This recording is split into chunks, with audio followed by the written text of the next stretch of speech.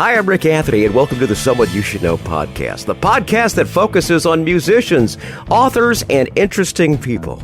We like to say we're making a difference one artist at a time. So sit back, have a cold one, and get ready to meet someone you should know. Today's podcast guest and I share a common bond. We're both cancer survivors. He incorporated his cancer journey into a book called Cancer, Musical Theater, and Other Chronic Illnesses. He's Edward Miskie. Edward, welcome aboard, man. Glad to have you on board. Hey, Rick. Thanks for having me. And most importantly, glad you're still around after the cancer, man. LOL, same. The alternative was not terribly appealing. Absolutely. Now, in 2020, I was diagnosed with early-stage prostate cancer, and my wife, being the nurse, said, when in doubt, pluck it out. So I had surgery in 2021. And my PSA numbers have been great. I am listed as cancer-free. You, on the other hand, had an aggressive non-Hodgkin's lymphoma. Can you take us through your cancer journey and the first diagnosis through the treatment process? Sure, yeah. I mean, so this is kind of a long drawn out, so I'll give you... You've got plenty of time, so go ahead. Help yourself. I'll give you the abridged version nonetheless. Okay. So it's so like textbook, right? It's like lifetime Valerie Bertinelli situation where it's like, there's a lump and I found a lump and like, you know, whatever. And everyone misdiagnosed me. I was originally diagnosed with cat scratch fever, which is bullshit. And, you know, like from there, it just kept getting bigger and bigger and bigger. They tried antibiotics and it just grew to be about the size of a very large grapefruit. Oh, dear God. Under my arm. And so it just became very apparent that something needed to be done. So I went in to my doctor. I had a needle biopsy. A week later, I was in chemo. The first hospital I was at misdiagnosed me with Burkitt's lymphoma, which is so off the wall. And like, I don't fit any of that demographic. Okay. So we went through 4 rounds of chemo, which was supposed to be 8. I had 6 spinal tap chemo, intrathecal chemo sessions, which was also supposed to be 8. I put a cap on that after they couldn't get through scar tissue anymore, and they were just like digging into my spine. And I was like, okay, can we stop? We're done here. Like this is this is over. And then I did 30 days of radiation. Kind of got into an argument with the hospital with the protocol that they wanted me to follow. They wanted me to do a stem cell transplant where someone else was my donor. I was 25 years old, best shape of my life. There was no reason why I couldn't have been my own donor. So I fought that. And I ended up getting a second opinion at another hospital, and they re-diagnosed me as what I correctly had, which was rare and large B-cell Burkitt's like non-Hodgkin's lymphoma. It wasn't straight Burkitt's. And I just kind of like went down the path of doing prep chemo for a stem cell transplant where I was in fact my own donor. The hospital had me on drugs, like medication that was suppressing my blood count. So of course I couldn't like donate enough stem cells back then. Wow. And yeah, the first hospital really dropped the ball, but that kind of went into my stem cell transplant where I was my own donor. I was only there for about 21 days, which was a hospital 3rd place record at the time. And, you know, because she had to be special. And then 100 days of really like kind of walking on eggshells with myself outside of the hospital for recovery. And when did this happen? This was 2011 to 2012. Okay, so this was before the COVID thing, right? Yeah, this was before. Oh, thank God. I'd be dead. Like, I had no interest in being cautious during that period of time whatsoever. Like, I always talk about how I drank my way through chemo and, like, did everything I possibly could to not be successful in that process. So if you would have added a pandemic on top of that, I'd be just flat dead. Yeah. Like that's there's no question about that. Mine actually did happen during COVID, which was you said that's so crazy. Yeah, it's really bizarre, and it was strange. Is that outpatient surgery yet though? No, I was actually in. I was actually in. Yeah, the surgery was like 4 hours long, which was kind of surprising. Oof. Yeah, that wasn't fun. It all stemmed from the fact that my brother was diagnosed like a year or 2 before, and said, "Listen, you just want to let you know you are now a high risk." First time I checked, you're supposed to be under 4 for the first time. First time I checked was 4.1, and they said, "Oh, this is a little high. Let's keep an eye on it." Next thing you know, I got as high as 7.9, and Leslie, my wife, ding, ding, ding, we're going in. Right, good for her. Yeah. She's we're so terrible at being patients, right? No. Like I should have there's so many things I should have done when the lump first occurred. And like, it's denial. It's purely denial. It truly is, because the whole time that it was growing, and you could like literally kind of watch it grow. Like I'd wake up the next morning, it'd be bigger, and you're like, oh God, this is. Next thing you know, it's going, feed me, Seymour. I mean, funny you should say that, because in the book, I named the tumor Seymour. Oh, wonderful. Dear from Little Shop of Horrors. And that's a real story. Like that actually happened when I was doing Hairspray in Reno. My friend Brian lived in Sacramento, and he would drive in every so often to come visit me. And this one particular night, it was really bad and hurt really bad because my skin was stretching. It was horrible. So I went to an emergency room and had him meet me at the bar after. Yeah. And there was no diagnosis. The emergency room basically did nothing but an ultrasound, and Little Shop was playing on the TV in the bar. And made some flippant comment. I have a dark sense of humor. And I made some flippant comment to my friend Brian about, I was like, this thing is like eating my whole body. And he was like, well, we're going to have to name it, obviously. Because I was like, it's like a twin living in my arm. And because Little Shop was on, we both kind of looked at the TV and we were like, Seymour. Good Lord. So I think I fit in perfectly with your group. So it's funny. It's funny you said that. That's very you're already on board with the messaging here. I'm a big fan of musical theater. So anyways. Yeah, I mean, Little Shop's one of my favorite shows. I saw that recently. It was a local group actually put it on over in Northwest Indiana recently. My wife and I went and see that, and they did a nice job too. Yeah, where at? Oh, this was in Northwest Indiana. LaPorte, Indiana was where I was on the radio last. It's about nice. 35 miles east of Chicago. Got it. Okay. I only asked because I've worked in Indiana. I worked at the Derby Playhouse in Clarksville. Oh, down south. Yeah. No, exactly. Yeah. They're down in Louisville. I spent 6 months there. I love Louisville. What a great town. The food is incredible down there. I had such a good time. And like, what a surprise. It was like, I'm going to go to Louisville for 6 months. Like, and then I got there and I was like, how much is a house? Like, can I move here? Like, this is fun. Great hospitality. Good people down there too. And we've got some listeners down there. So a nice shout out to the fine folks down in Louisville. Going through cancer is one thing, but in your case, beyond the treatment, you had a breakup. You had friends stop talking to you. You missed career opportunities. You were losing hair. You were losing body tone and everything. And you were at one point planning your own funeral. Can you unpack all this for our listeners? Sure. Absolutely. I know there's a lot of people listening to, oh my God, I was just diagnosed with whatever cancer. And let's not discourage the treatment, but let's at least, be realistic and go through the whole process. Sure. Yeah. And I mean, like you said, it's denial, right? So during and that carries through even after diagnosis, where you're like, oh, it's not so bad. Like, it's fine. I got this. Like, I'm going to be fine. Cancer messed with the wrong bitch, and like that kind of thing. So I had it was a really bad day. I mean, things were not going well. Every time I'd have chemo, the tumor would shrink and grow back and shrink and grow back and shrink and grow back. And so I pulled my doctor aside one day and I was like, am I going to make it? Like, don't bullshit me. Just tell me what's up. Yeah. And essentially she was like, I don't know, like, we're having a really hard time with this. We've tried everything that we know. And so we're consulting with other places to figure out a course of action, blah, blah, blah. And at that same time, that same day, I had a theater call me and offer me a summer season to do the whole summer, which is not common. That doesn't happen very often. Yeah. And it was like a place I'd wanted to work. So it was like all of this stuff flying at me at the same time. And whether it be kind of dramatic or whatever I was being at the time, other than like depressed and sad that my life was crumbling, I kind of went home and I like wrote out what I wanted, like, my funeral end of life circumstances to be. Wow. And like there were backups just in case like certain things weren't available or whatnot. So that was trash. And on top of that, it happened all of that happened around the same time that the guy I was dating broke up with me. So it was just like one thing right after another after another. Some people just can't handle it. I mean, that's just it. There's a lot of people who my late wife, I was married for almost 40 years, and she had lupus. And 21-year journey of being her caregiver and such was very, very, it's very hard on the other individual. It's hard. Yeah, it's very, very hard. So, and I mean, good for you for staying. I mean, statistically speaking, men leave. It's like a really high percentage of men who leave. So right. Props to you for not. And like, that's something I talk about frequently, not just with that particular breakup, but other specific friends that didn't stick around and kind of pieced out when they found out I had cancer, whom I thought were like good friends.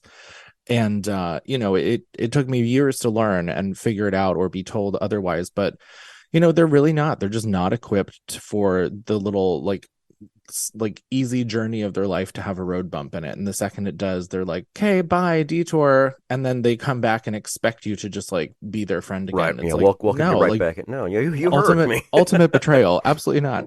But kind of to unpack the survival thing of being harder, the way that I typically break it down is like, if you think about it in terms of independence, right? Like you've lost all of your independence going into a hospital. Like you're just not a person anymore. You're a patient. And unfortunately, in a lot of places, you're treated that way. But you have a schedule and you have a team and you have doctors and nurses and nutritionists and caretakers and friends and family, like kind of holding your hand and making sure you go from point A to point B to point C and that you live. Right, yes. And there's not a whole lot that you have control over. And so you just get used to that. This was 10 months of my life of being handheld and moved from place to place and told to be at this place at this time on this day. And I tried to remain as independent as I could so that I didn't lose all of my identity, which you end up doing anyway. But like, that goes away once you're done. There are no doctors and nurses and teams and nutritionists. Yeah, your support staff is gone. It's the same thing. After my wife was we had her celebration of life, and people hang around for a week or so, and they'll check in on you for a week or so, and then after that they go back to their normal lives, and it's a very, very difficult process. And yeah. And so like in a hospital setting, like because you're just a patient, like once you're good, they're like, cool, thank you so much. So glad you lived. Bye. And then you have to go back to a day that doesn't include any of that. But everything you did before, you can't do. Especially if you spend 10 years or 10 months of your life doing that. That's the only life that you knew. And it's like, how do I resume the life that I had? Well, or can I possibly resume the life again? Yeah. You can't and you don't. Yeah. And I can say that definitively because even though the time that I was there was not terribly long, the life that I had before was it just wasn't a thing. And I tried super hard to make it so that I had the same life. And I succeeded in some ways.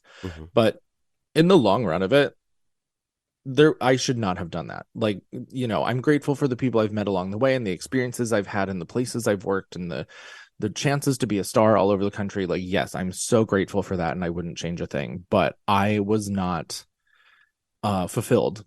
And it's because your brain chemistry changes after something traumatic. Absolutely, like that. With all the chemo and everything else, all those meds, they really have a real play on your body and such. Well, I mean, yes. I mean, chemically speaking, like chemo just screws everything up, like chemo brain is a real thing and coming out of it is wild because it's like, oh, I've been drunk for however many months and now I can finally see straight and you don't even really notice it. But on top of that, also like your own personal mentality and mindset around everything changes. Like the reason I wrote the book in the first place was because I met someone who had articulated to me the same things that I was feeling that I thought like I was just crazy or losing it or not, I wasn't okay. And I kept it to myself. And that was that like hanging out with my friends who were there for me, who I loved and adored, were annoying the shit out of me because I was like I just finished, planning a funeral for myself and like almost died a couple times and had some really severe complications. And you're here complaining about brunch. Or the fact that you get enough ice in your tea or something like that. Oh my God, I love you guys, but shut up. And that's everything. That's not just that circumstance. That's family. That's friends. That's listening to music. That's other shit. You're just like I don't know if you've ever experienced this, but like I've had a lot of loss and a lot of death in my life from the time I was like a preteen until, recently. And the first time that it happened with a friend, in a car accident, I felt so heavy and guilty about taking a shower or eating or survivor guilt type or thing? Getting out of bed. Maybe because it was like I get to do this and this other person is gone and they will never get to take a shower again, or they will never be able to like do X, Y, and Z again. So if that's what survivor's guilt is, then yes, that's what I was feeling. And so I think it's kind of almost the opposite of that, where you're the survivor and you're like, I survived. And so now everyone around me is like a problem because you expect everything to change because you've changed. Right. And it's like trying to put on a pair of shoes that you had when you were 5. Like, why? Yeah. Why would you try to do that? That's so silly. Absolutely. Quick question for you right now. How are you feeling today, and what is the prognosis?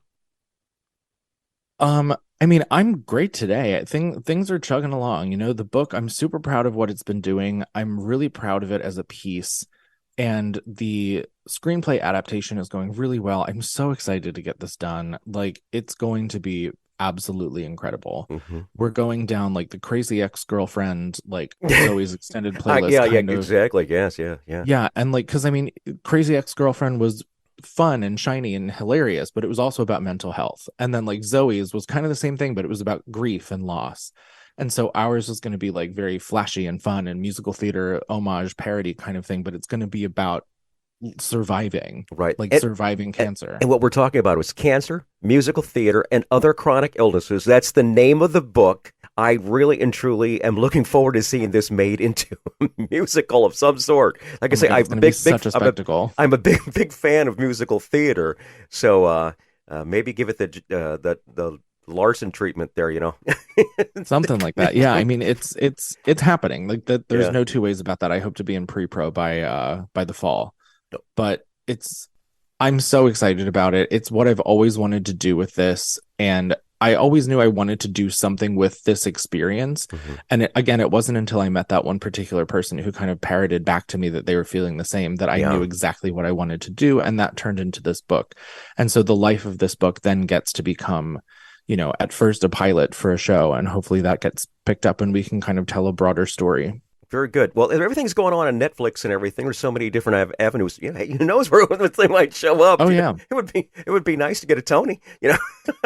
I mean, I don't need a Tony, but like I would like an Emmy. Oh, there you go. That would be fine. That would be fine as far as that goes. Well, because I mean this too, and I don't want to run our time with like silly anecdotes and nonsense, but I always talk about how like the first season of Smash. Do you remember when Smash loved came that. out? That was and only lasted 2 seasons. Fabulous, absolutely. Right. Matter of fact, I was just watching that just to watch the last that "Let Me Be Your Star," which was I love that song. Just absolutely love that song. Just to watch that one segment of that sequence that they had at the very end of the very first episode. Absolutely loved that. Okay, so the end of that season when they're like doing tryouts for Bombshell Out of Town. Yeah. Like in my mind, this was like one of my hospital watches, right? Like this came out while I was in chemo, and so I'm watching this, and I'm just thinking like, this is going to go to Broadway. And my thought was like, okay, this is genius. Like you have this TV show with this stacked cast of like music people and Broadway people, and then you're creating a musical called Bombshell that's doing an out of town tryout. And then the next natural step in my brain is take the audience you've created and put Bombshell on a Broadway stage, so you have the captivated audience of Smash coming to go see the actual show live. And then launch season 2 the next year. Right, yeah. And that didn't happen. And I was so disappointed. And there was a want for it. Like we see Bombshell concerts and Smash concerts pop up all over the place here in New York at like Philharmonic and Carnegie Hall. Well done, It's so well done. Yeah. And so what I want to do, and I've kind of been mulling over this for a little bit, and TBD on whether it happens or not, but I want to take the book, turn it into the TV show, and then do an adaptation of the TV show and put it on Broadway, so that you have all three mediums of the same piece of content like rolled into the next version with a built-in audience. Like, I wish this happened more often, to be honest. For anyone who's contemplating getting the book, Cancer, Musical Theater, and Other Chronic Illnesses, a quick 30-second we've talked a little bit about what it's about, but what other things in there that we should be looking for? It's hard to define, and I hate to be that person that's like, I'm different, but there's no genre to it. And my publisher even had a hard time being like, what the fuck is this? Because it's fun, and it's framed in musical theater, and it is autobiographical. And so what I have been getting feedback on takeaways is that like nurses that are friends of mine or that just randomly reach out because the internet is amazing have said that it's changed their view on bedside manner of cancer patients. Oh, okay. That's cool. I've had people who have experienced cancer in the past reach out and be like, this is the perfect articulation of what this roller coaster is like.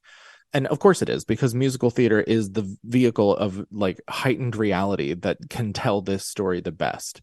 And, I describe it in most print as a fantasy nonfiction musical theater fever dream of being a cancer patient and survivor. And I just think that that's the only way that I can describe the book. And the takeaways will just be an eye-opening experience of the raw truth of what it's like being a cancer patient that is not what is portrayed in TV and film. There you go. I like that. Now, if you want to get a copy of the book, it's available in quite a few places: Barnes and Noble, Walmart, Indigo, Booktopia, all the places. Matter of fact, in the show notes, you'll find all the links. I'll go ahead and make sure that they are down there, so you can just click on those, and you don't have to go ahead and go hunting around finding it. We'll go ahead and do that. Among other things, this guy here is also an actor, a singer, a songwriter, and a producer. Let's dig into that, because the whole premise of Someone You Should Know primarily is about music and getting some exposure to musicians who, let's face it, are not going to get on the radio. And this is an opportunity for them to actually grow their audience and such. I mean, we're heard in, picked up Australia just last week, so I'm happy about that. Oh, my God. It's amazing. So I'm happy about that. Let's talk about your musical side. Sure. So I grew up in a really musical family. My dad is a singer-songwriter, also Matt Miskie. You can find him anywhere you stream music. He's like on his 5th or 6th album. He's very good. And he and my mom played piano, and they both were kind of like the catalyst of us being musical kids. Like, we all sing. I have 2 sisters. We all sing. We all have some kind of musicality about us. We were exposed to voice lessons and piano lessons and guitar lessons as kids. And, that kind of launched us into musical theater. But I've always had an affinity for like pop music and pop culture. And, I would come home from school, and instead of doing homework, I'd watch like VH1 Behind the Music, or like, like MTV's like Making the Band, or like Making the Music Video, or whatever it is. And, that's what fueled me and what I loved. And so that's originally what I wanted to do. And I started composing when I was like 10 or 11. I recorded my first demo when I was 12, and I came to New York, and I snuck into Atlantic Records because I was like cute and 12 and no one knew what to do with me security wise. So like we got into Atlantic Records, and I got the CEO's email and phone number, and I really tried that avenue, and it's originally why I wanted to move to New York, but I ended up doing theater, which is my second love. So where'd you grow up? Where'd you grow up?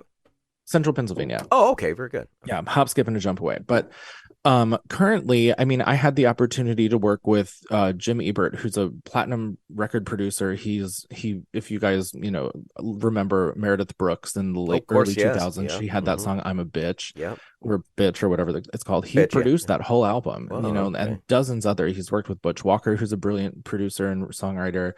And I got to work with him through his foundation called Cancer Can Rock, and he takes musicians who had cancer and he throws them into a studio. It's they finance the whole thing. I got to work with some really stellar like touring musicians and whatnot, and we recorded a song that I wrote when I was 19, and I didn't have the means to record it, and I got to be in this insane studio in the DC metro area with these incredible people and put this song together, and that reignited this bug in me that I'm like, I actually really do like this, and it's really fun. So I started digging out the archives, and I've put together some songs that I wrote when I was 20 digitally. Like I bought a bunch of equipment and set up my Logic, and have put out some stuff that's newly original that I did a music video for, one of which is called Renaissancing. Beyonce stole my concept, and she did. not really, but I mean, I've had a whole campaign on my Instagram about it. Like, Beyonce stole my music. But that was a lot of fun. Renaissancing was the first single outside of Jim and the work I did with him, and I've just kind of been like consistently releasing stuff ever since under the name Edward the First. I don't use my full name. My real name. I use Edward the First because there's a very like Marie Antoinette aesthetic to it all. And I have another one coming up soon that I'm so excited about, because like this story is wild. My dad had a recording studio in the house when I was a kid, and he would have local bands come and record there for money. Like he's a really great sound engineer without having gone to school for it. Just natural talent. And there was this band called Echolalia from that area, the central Pennsylvania area, that came and recorded their demo there. And the first 2 songs on this demo were absolutely earworms. And for the better part of 30 years, I've had these 2 songs stuck in my head, and recently found the front woman for this band and told her like, hey, this is who I am. I don't know if you'll remember me because I was 6, but can I cover these 2 songs? and her name's Gayla, and she was absolutely beside herself. She lives in Brooklyn now part-time, and and the guitar player gave me permission to cover them. So I have one. I'm redoing vocals on one right now that's going out to my mixer, and she just sent me the digital track for the second one last night, and I'm going to get to do that. And it just makes me so happy to be able to do these. Okay, you're telling me a lot of stuff here. How about some links to these things to where we can include and people can check out? Oh my God, videos. I know. I'm so annoying. I do so many things. No one knows what to do with me.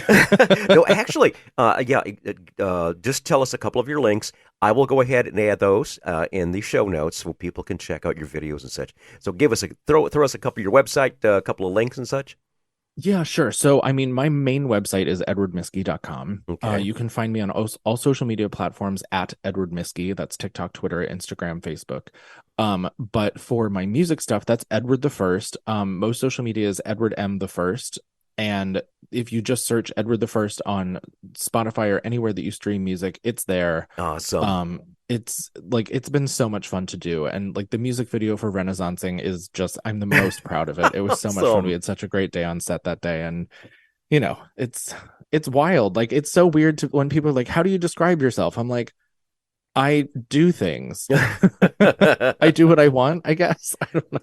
Very good. Well, we've been talking with Edward Miskie. One question I have to ask, though, as far as the actual cancer prognosis is, what? Are you cancer-free now? Yes, I am cancer-free. I'm a sole survivor of the type of cancer that I had. There has been no one that I'm aware of. Well, I mean, if from that point on, of course there wouldn't be, who's lived this long without a reoccurrence or having passed. Wonderful. So I found that out at the 5-year mark, and it was like, wow, I didn't need to know that, but here we are. And so I get the honor and burden of being a sole survivor of the cancer. So you're kind of like the wunderkind, yeah? It's great. I'm like, yay, I'm alive, because again, like, the alternative wasn't great, but at the same time, like, I'm it. Like, if something happens and I have to go back in there, which God forbid doesn't happen, I'm the case that they have to refer to, and that's kind of a scary thing. It's like walking a tightrope. So I don't foresee it happening. There's a very small, nearly impossible chance that it would. So it's not going to be called Edward Miskie disease. It's not going to like Lou Gehrig's disease. It's You know what? I might petition for that. I think that would be kind of cool. I'm going to give Sloan Kettering a call. Yeah. Can we change this? Cancer, Musical Theater, and Other Chronic Illnesses is the name of the book. Get yourself a couple hundred copies. Give it to all the family and friends that are cancer survivors or are going through a rough patch right now. And I think you'll gain quite a bit of an interesting perspective. Available Barnes & Noble and a variety of different places. Those will be found in the show notes, okay? So make sure you do so. Any closing thoughts you'd like to tell our audience, Edward, before we say ta-ta?